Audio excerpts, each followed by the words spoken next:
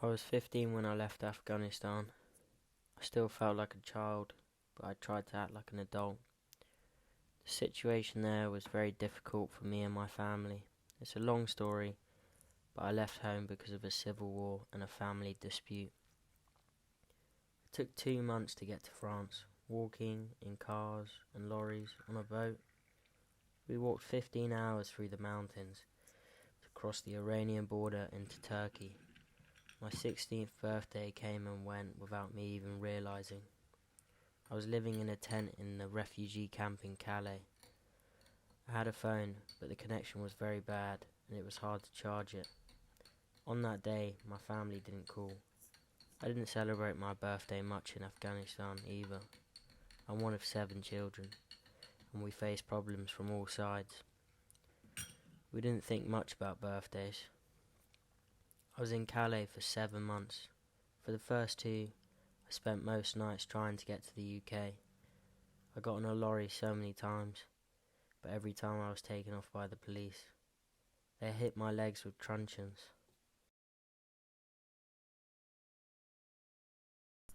Mima, 29, says he was a journalist and IT graduate in Addis Ababa. His father had been in the communist government.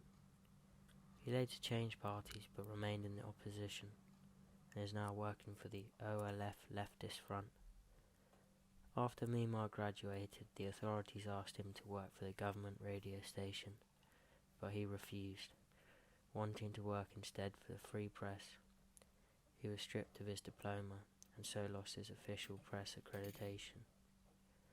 Through a friend in 2012, however, he got work on Linia magazine, then the leader of the New Position Party, who was starting to gain support mainly among the young, asked him to work for them.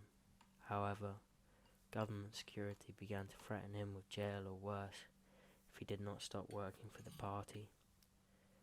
Party leaders went to the police to try and negotiate on his behalf, but when he next went to his office, police were waiting and put him in jail.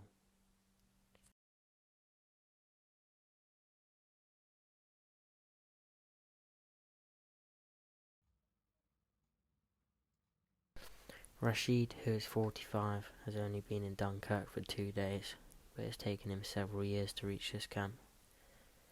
As an IT worker and security guard, he says he was asked to take part in state corruption, refused, and had to flee. He crossed from Turkey to Greece, where he was stuck for 3 years. 5 times we tried to cross to Albania from Greece, but each time we were pushed back, he says.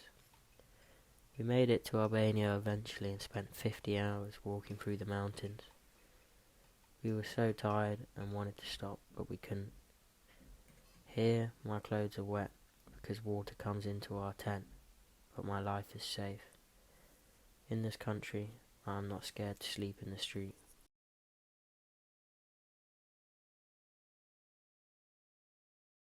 My older brother Mohammed, may he rest in peace. He left Sudan to help improve our lives. He really tried his best. When he was travelling through France, he died in a train accident. He passed away in 2005. I want to continue his dream. Ever since I left Sudan, my wish was to come here to France to visit my brother's grave. His name is Mohammed El Shakir Idris. Let's pray for him. May God accept him and may his soul rest in peace. May they be happy with our visit to them. As for my brother's case, I'll take care of all the paperwork and do my best to return his body to Sudan. Around 10 years ago, I contacted my brother's friends. They were staying with him in the city of Orleans. They settled here. They're such good people, very welcoming and helpful. They showed us where his grave was and they took me there.